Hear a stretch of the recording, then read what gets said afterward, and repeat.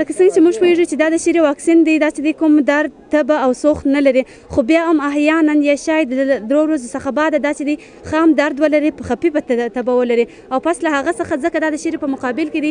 د سترګو لاندې همدارنګه ځکه دا نازک پوست دی بیا تر غوږو لاندې دلته کوچني میده سرې دانې راپورته کېږي چې دا کومه د تشویش خبره نه ده، خو که چیرې هم بیا هم داسې شدیده تبه یې ډېره سوله بیا هم کولی شي چې نږدې روغتیایي مرکزو ته ولاړ شي. په کندهار کې د عامې روغتیا ریاست د همکارو موسسو په مرسته د شیرې خطرناکه ناروغۍ پر وړاندې لاسورځنی کمپاین پیل کړ چې پر مهال به یې په ښار او ولسوالۍ کې د 10 کلونو کم عمره کوچنیانو ته واکسین ورکړل شي.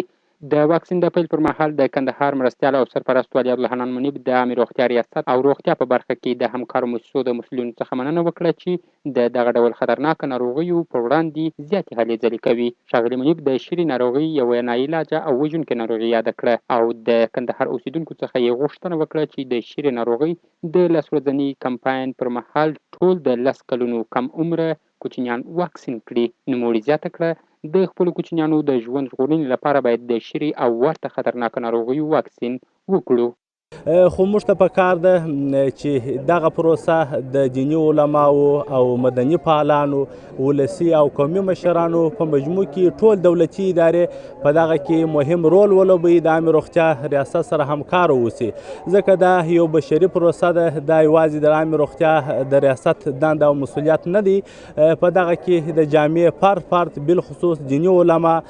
خاص مسؤلیت لري، نو پکار دا ده چې هم دنیوي هم اخروي مسؤلیت په دغه برخه کې ادا کړو او د عامې روغتیا ریاست سره په ګډه همکاري وکړو. دې ته ورته د عامې روغتیا رئیس ډاکټر عبدالقیوم پخلا وویل چې په روان کال کې یې 2700 د شیرې ناروغۍ مثبتې پیښې ثبت کړي چې له جملې څخه ځینو یې ژوندی لاسه ورکړی دی. ښاغلي پخلا ویل چې د شیرې واکسین کمپاین نن د شنبې د ورځې څخه پیل شو چې پر مهال به یې په ښار او ولسوالیو کې د 373 روغتیایي ټیمونو له لوري 15,991 د 10 کلونو څخه کم عمره کوچنیان واکسین کړل شي.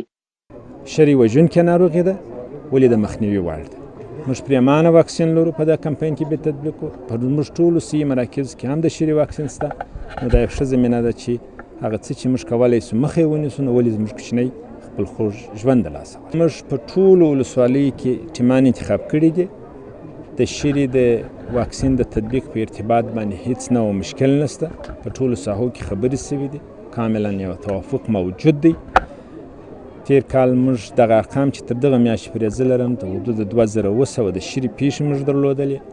11 مړینې موږ درلودې، 2200 پیښې موږ په میرویس روغتون کې بستر کړي دي. پر همدې مهال د ښځو چارې رئیسې رقیه اڅکزي پر ټولو ښځو غږ وکړ څو خپلو کوچنیانو ته د شیرې خطرناکه ناروغۍ واکسین ورکړي. رقیه اڅکزي وویل چې دا یوه داسې ناروغي ده چې په لنډ وخت کې د کوچنیانو ژوند اخلي. دا هغه مرض دی چې خطرناک ده، یو خطرناک مرض دی، کولی شي چې ماشوم له منځه یوسي. کله چې ماشوم په دې مرض باندې اخته سي تر ټولو یې ډېر ناخوالي، بدخوابۍ، ستړیاوې، تکالیف یې ټول پر مور باندې تېرېږي. نو په دې خاطر مور به هم باید هڅه وکړي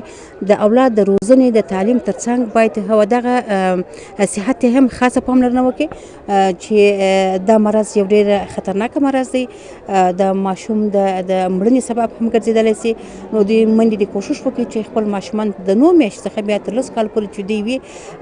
که په کور کې وي، که په میلمستیا کې، که په مجالس کې، چې هر ځای وي د کمپاینونو دوی سره مخامخ سي، حتما د خپل اولادونو واکسین کړي. هېرېدنه وي چې د عامې روغتیا وزارت د یوې سروې له مخې وایي چې په تیر 2019 میلادي کال کې په ټول افغانستان کې د شیرې ناروغۍ له امله 88 ماشومانو خپل ژوند د لاسه ورکړی دی او ښودل شوې چې د دې وژونکې ناروغۍ وایرس په خورا چټکۍ سره په ساري ډول یو او بل ته انتقالېږي.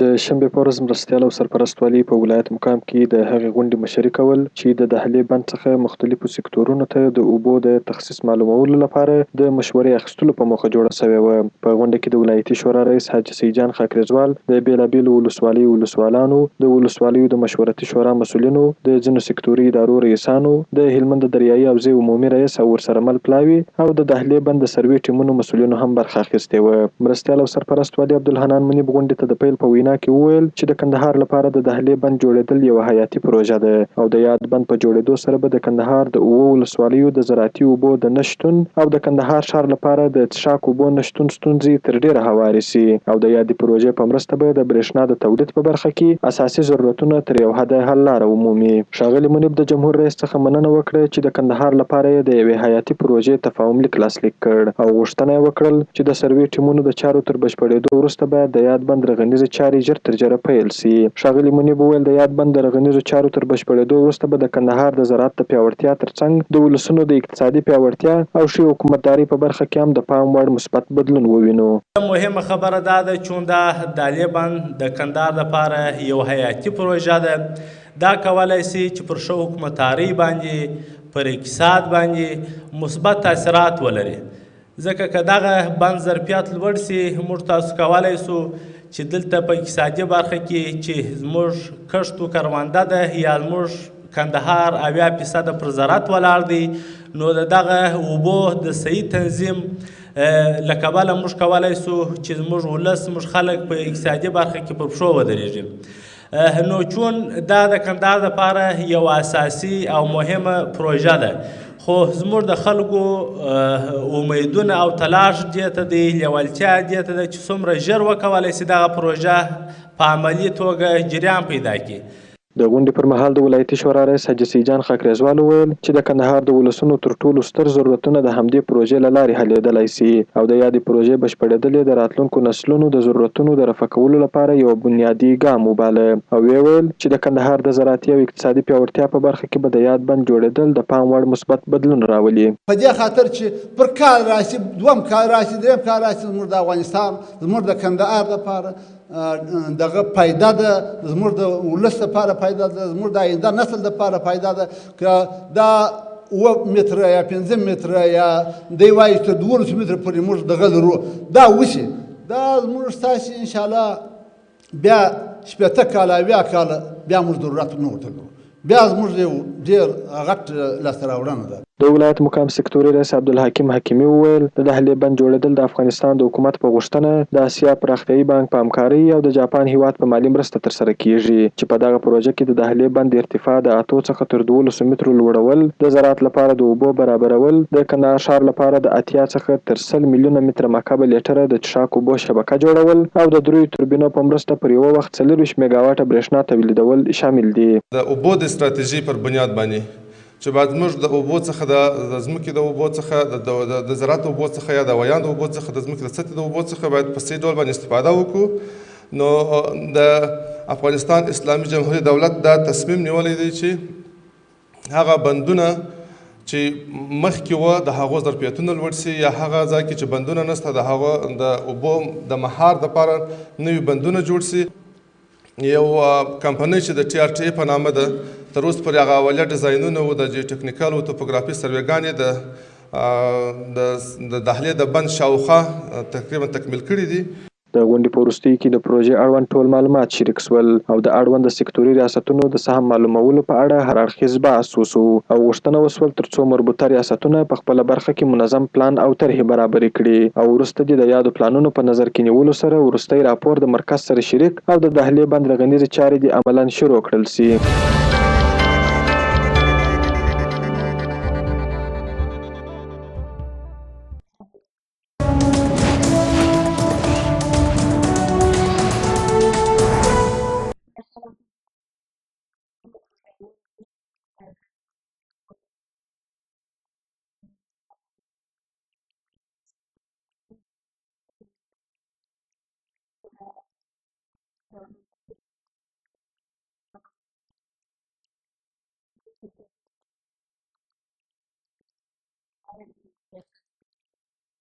د د یکشنبې په ورځ مرستیال او سرپرست والي عبدالحنان منیب د ښار په 8 ناحیه کې د ولسي تړون د 7 پروژو د چارو پرانیستنه وکړه چې ترڅنګ سرپرست ښاروال محمد نسیم رضایي او ګڼ شمېر د سیمې قومي مشرانو هم حضور درلود. د پروژو د پرانیستنې پر مهال مرستیال او سرپرست والي وویل چې یادې 7 پروژې د ښاروالۍ په چوکاټ کې د ولسي تړون د پروګرام له لارې پلي کېږي چې پکښې 1150 متره د کوڅو پخول، تر 15,000 متره زیات د چریو پخول او تر 14,000 متره اضافه د چریو پر سر د سیمټي ډبرو ایښودل شامل دي او پر یادو 7 پروژو 44 میلیونه افغانۍ لګښت راځي. ښاغلي منیب وویل چې د ولایتي ادارې د کار په لومړیتوبونو کې یو هم خلکو ته د کار زمینه برابرول دي او په دې برخه کې د ولایتي ادارې ټول مسؤلین هڅې کوي ترڅو خلکو ته د بېلابېلو لارو څخه د کار زمینه مساعده او د دې لارې د خلکو په اقتصادي وضعیت کې ښه والی راولي. سرپرست والي د ښاروالۍ ریاست او ځایي اوسېدونکو د همکاریو څخه مننه وکړه او وغوښتل چې د یادو پروژو په ساتنه کې ځانګړې توجه وکړي ترڅو د یادې سیمې خلک تر اوږد مهاله پورې د یادو 7 پروژو د خدماتو څخه ګټه واخلي. دا د ولسي تړون پروګرام نیویمه پروژه ده چې نن په میرویس مینی کې د شوراګانو له طریقه چې مجموعي مبلغ 44 میلیونه افغانۍ دي چې په دغه کې 11 میلیونه د ولس ونډه ده، 23 میلیونه د ولسي تړون د پروګرام د بودجې څخه تمویلیږي. نو دلته په میرویس مینی کې 7 پروژې به چې نن رسما افتتاح شولې، البته د ښاروالۍ څخه د دې د کاري څخه په مننه، خو په دغه برخه کې د ولس همکاري مهمه ده، په دې کې شک نشته چې همکاري کړې ده، خو ترڅنګ زما د ښاروالۍ د کاري ټیم د خوا څخه او د ولس څخه هیله ده چې دغه پروژو په صحیح توګه نظارت او مراقبت وکړي. سرپرست ښاروال محمد نسیم رضایي په خپلو خبرو کې ټولو ښاریانو ته ډاډ ورکړ چې د متوازن انکشاف له مخې به په ټولو ناحیو کې د ولسي تړون او نورو پروژو په مرسته د دوی په ناحیو کې پرمختیایي کارونه ترسره کیږي او وویل چې د یادو پروژو د پرانیستنې سره په 4 ناحیو کې د ولسي تړون د روانو پروژو تعداد 9 ته پورته سو چې په مرسته یې ګڼو ښاریانو او بیکاره ځوانانو ته د کار زمینه مساعده کړې ده. په هر ناحیه کې چې ولسي تړون په پروګرام پلي کېږي د شورا د خوا څخه مقصد هغه پروګرام ټوله تنظیمیږي، کارګران دغه ناحیې مربوطه ناحیې د خوا څخه استخدامیږي، دا نه یوازې چې د پروژې دلته عملي کېږي د کار زمینه و خلکو ته ایجادوي. نو په مجموع کې د ولسي تړون پروګرام دا دی چې ټولو خلکو ته مقصد هغه کم هغه مشکلات چې دوی لري، مقصد په مالي لګښت دی، مقصد که نور موضوعات دوی لري، هغه ټول رسیدګي موږ دا په داسې حال کې دی چې ښاروالۍ ریاست د ګڼو همکارو مؤسساتو او پروژو په مرسته په ښار کې ګڼ شمېر رغنیزې پروژې روانې ساتلې دي ترڅو خلکو ته ښاري خدمات برابر کړي او نه یوازې دا چې د ښار د ښکلا په برخه کې کار ترسره کوي بلکې ګڼ شمېر غریب او بیکاره کسانو ته د کار زمینه مساعده کړې ده.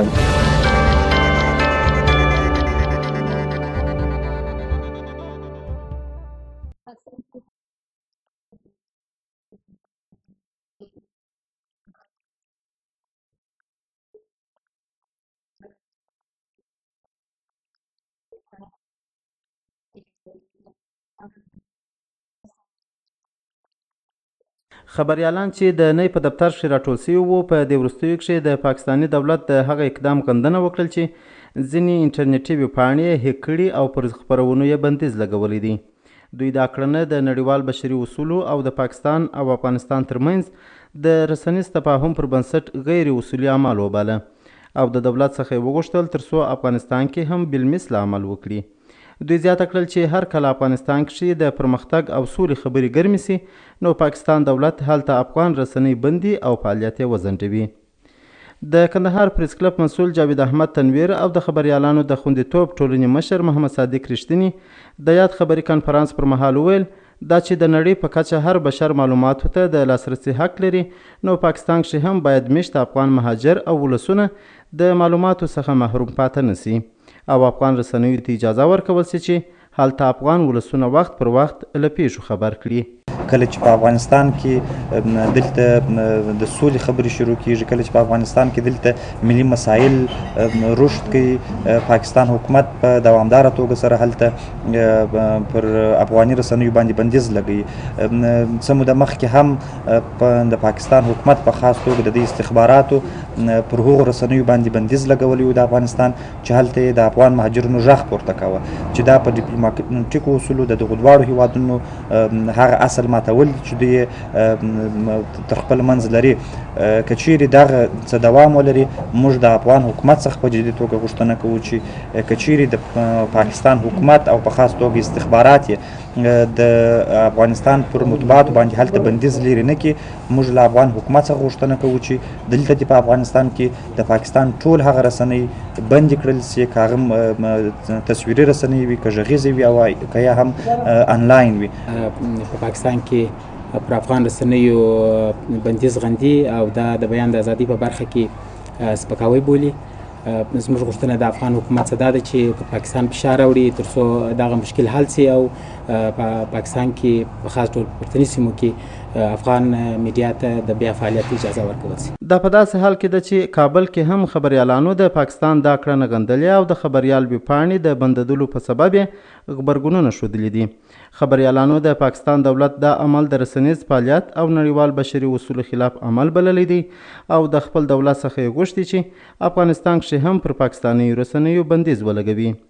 پاکستان تر دې وړاندې هم څو ځله پر ځینو افغان رسنیو بندیز لګولی و خو وروستي اقدام کښې یې یوه افغان ویبپاڼه چې خبریال نومیږي هیک کړې او پر نشراتو یې بندیز لګولی دی چې دلته یې د رسنیزو نهادونو غبرګونونه پارولي او د پاکستان یاد عمل یې د بیان پر ازادۍ ګزار بللی دی.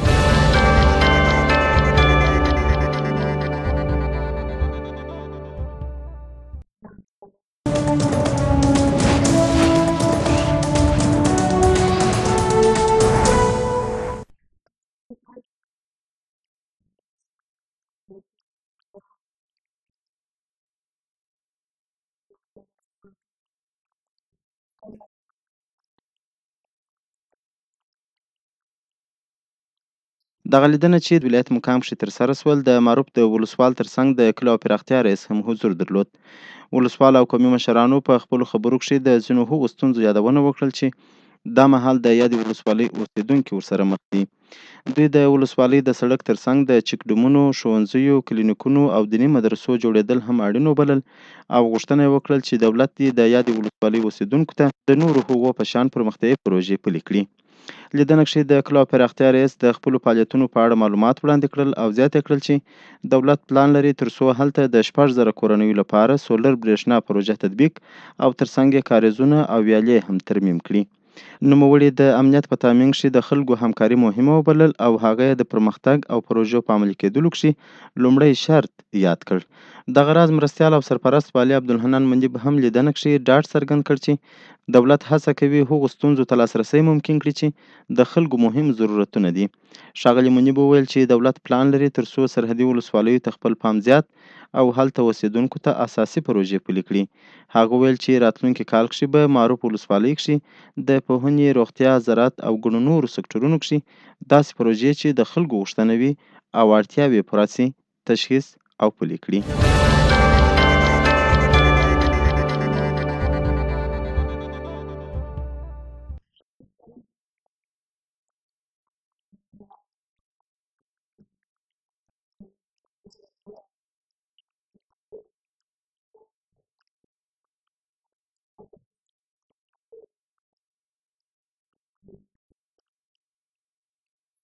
د کندهار د ښاري محکمې له لوري د دوشنبې په ورځ 2 تورن کسان چې د خپلو جرمي اسبابو سره لاس په لاس او د جرم ترسره کولو په حالت کې نیول سوي وو په سزا محکوم کړل. په تورنو کسانو کې یو یې دین محمد د اختر محمد زوی دی چې څه موده مخکې د ملي امنیت ځواکونو له لوري په بولدک ولسوالۍ کې پر داسې مهال نیول سوی چې پر تذکرو باندې یې انتخاباتي سټیکرونه خرڅول. نوموړي 10 سټیکرونه خرڅ کړي وو او د 22 سټیکرونو د خرڅولو پر مهال لاس په لاس نیول سوی وو. بل تن مسعود د غلام محبوب زوی د هرات ولایت اصلي اوسیدونکی دی. غوښتل یې چې په خپل نس کې د هلمند د ګرشت ولسوالۍ څخه هند ته هیروین انتقال کړي خو د کندهار په نړیوال هوایي ډګر کې د پولیسو له لوري نیول سوی وو.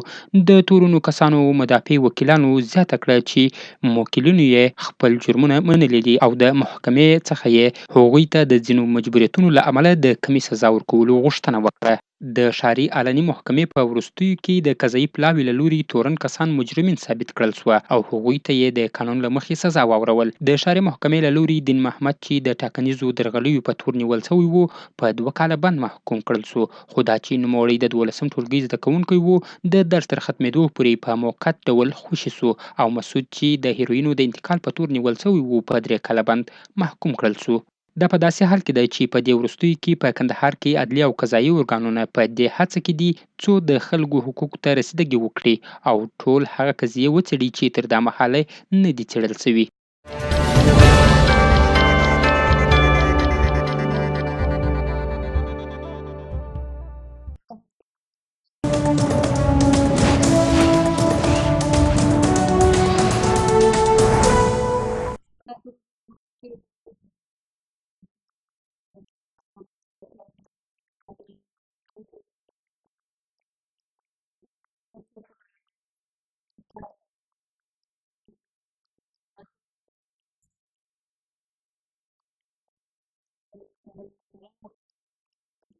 په غونډه کې لومړی د نبی کریم صلی الله علیه وسلم د میلاد په مناسبت د قرآن عظیم شان ختم او دعاوې وسوې او د لوی خدای جل جلاله دربار ته د امید لاسونه لپه سوه ترڅو په هیواد کې دایمي سوله تامین او افغانان د امن په فضا کې ژوند کولو ته دوام ورکړي. همدارنګه مرستیال او سرپرست ولی عبدالحنان منیب د نبی کریم صلی الله علیه وسلم د ژوند د سیرت یوه برخه بیان کړه او ویې ویل حضرت محمد صلی الله علیه وسلم هغه وخت نړۍ ته راغی چې د نړۍ پر مخ جاج او جرمونه اوج ته رسېدلي وه. په وینا یې نبي کریم صلی الله علیه وسلم یوازې د مسلمانانو لارښود نه بلکې د ځمکې پر مخ د ټول انسانیت لارښود دی. ښاغلي منیب په خپلو خبرو کې وویل چې جمهور رئیس محمد اشرف غني د نبي کریم صلی الله علیه وسلم د میلاد په مناسبت فرمان صادر کړی چې له مخې یې زندانیانو ته د بند تخفیف ورکړی دی. نوموړي د دیني علماو ملا امامانو څخه غوښتنه وکړه چې د ولایتي ادارې سره د نبي کریم صلی الله علیه وسلم د سیرت اړوند همکاري وکړي ترڅو په دغه برخه کې لنډمهاله او اوږدمهاله سیمینارونه دایر کړي ترڅو عام خلک ورڅخه ګټه اخیستنه وکړي. دې ته ورته د کندهار استیناف محکمې رئیس ذبیح الله ابراهیمي، د علماو شورا رئیس عبید الله فیضاني او نورو دیني علماو د حضرت محمد صلی الله علیه وسلم د سیرت او ژوند په اړه خبرې وکړې او ویل چې د میلاد نبوي ورځې د لمانځلو هدف د ان حضرت صلی الله علیه وسلم د سیرت او اخلاقو څخه ځان خبرول او په هغه عمل کول دي. هېرېدنه وي چې د کندهار ولایت مقام ترڅنګ د میلاد نبوي ورځ د ښار او ولسوالیو په ټولو مسجدونو کې د عامو خلکو له لوري ولمانځل سوه او هم تېره ورځ د کندهار ارشاد حج او کاپو ریاست له لوري د قرآن کریم ختمونه وسوه.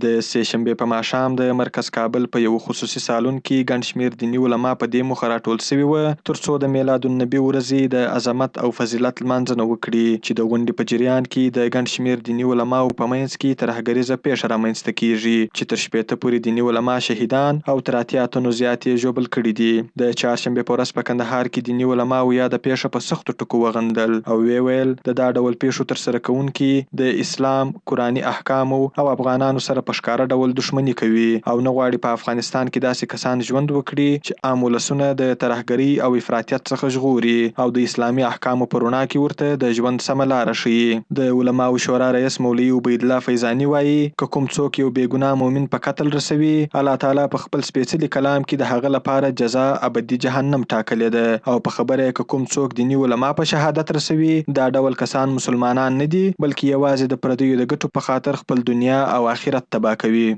من قتل مؤمنا متعمدا فجزاؤه جهنم صدق الله العظیم.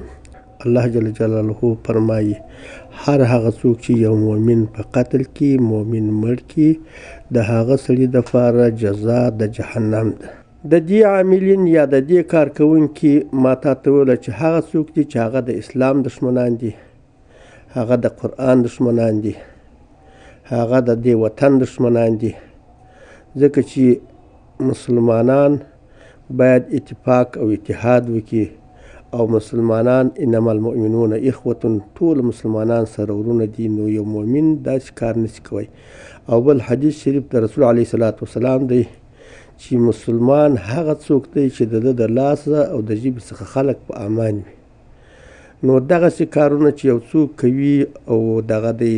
دې ته زه مسلمان خپله نه وایم او دا د هغو کسانو کار دی د هغو خلکو کار دی چې هغه پر خدای او د خدای پر رسول باندې عقیده ونه لري. د کندهار یو شمېر دیني عالمان وایي په ټولنه کې دیني عالمان په خپل علم او پوهې سره خلک د بدبختیو، ناخوالو، جهالت، افراطیت او ترهګرۍ څخه سمې لارې ته رابولي او هغه کسان چې دیني عالمان شهیدانوي هغوی غواړي پر افغانانو روانه 40 کلنه جګړه نوره هم وتپي ترڅو افغانان د تل لپاره د بدبختیو سره مخ کړي. یاد علما وایي د یو تن دیني عالم وژل د ټول عالم د وژلو په معنا ده او په خبره د دا ډول ترهګرو ډلو د بریدونو باید مخه ونیول سي ترڅو نور د افغانانو د پرمختګ مخه ونه نیول سي او په وینا هغه کسان چې په دا ډول پیښو کې لاس لري په ښکاره ډول د اسلام څخه اوښتي دي او دوی هیڅ ډول ارزښتونو ته ژمن نه دي. نو د حلال حرام ارته څوک راشي عالم راشي ملا راشي نو چې ملا د بین نه سيوي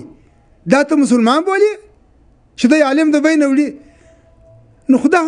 احکام الهیه د بین وړي دا سړی دې مقصد دا دی چې د قران احکام د بین وړي حدیث د علی السلام د بین وړي هغه د عالم سره چې چا سره نه سبل د یو عالم مر لکه د ټولو دنیا مر داسې دی چې لکه ټولو دنیا چې مړه کې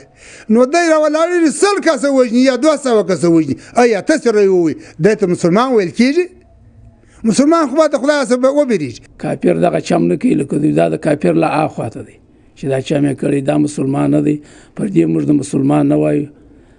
پر دې هم د کافر لا نه وایي کافر هم نو کوي زرسوی لري دا تر کافر لا اخواته دی مقصد د مسلمان سړی نه وژني او عالمان سړی وژني نه که څه هم ترهګرو په څو ځله د ټولو انساني او اسلامي اصولو خلاف پر دیني عالمانو بریدونه کړي دي خو په دې وروستیو کې نه یوازې دا چې عام ولسونه د سولې غوښتونکي دي او په وار وارې د پراخو مدني حرکتونو او غونډو په ترڅ کې د ټولو وسلوالو مخالفینو څخه د اوربند غوښتنه کړې ده ترڅنګ په دې وروستیو کې په کابل کې 3000 راټولو سوو دیني عالمانو د یوې فتوا په صادرولو سره په افغانستان کې پر افغانانو روانه جګړه ناروا وبلل او همدارنګه د اسلامي نړۍ هیوادونو او د حرمین شریفین ملا امامانو هم په افغانستان کې جګړه ناروا بللې ده.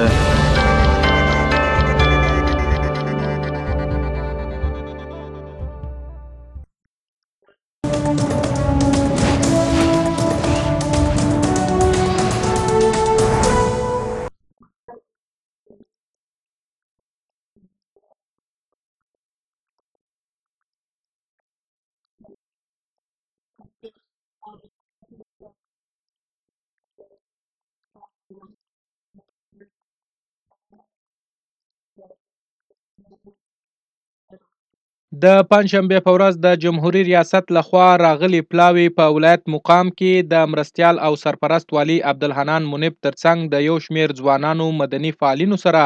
د هغوی پر ستونزو او مشکلاتو خبرې وکړې.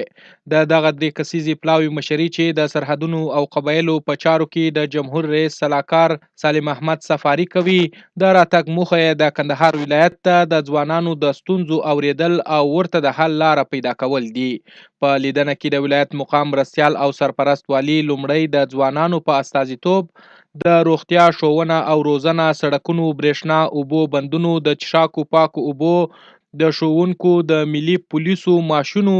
په دولتي ادارو کې د لوستو ځوانانو لپاره د کار زمینې برابرولو، په بهرنیو هیوادونو کې د دې سیمې د ځوانانو لپاره د سکالرشیپونو غوښتنه وکړه. هغه ټینګار وکړ چې مرکز دې د دې سیمې د خلکو ستونزې جدي ونیسي